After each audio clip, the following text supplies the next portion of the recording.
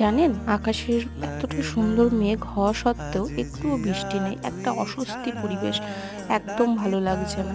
যাই হোক, সকালবেলায় আমি রান্না করছিলাম আলু দিয়ে চাল কুমড়োর পাতলা ঝোল।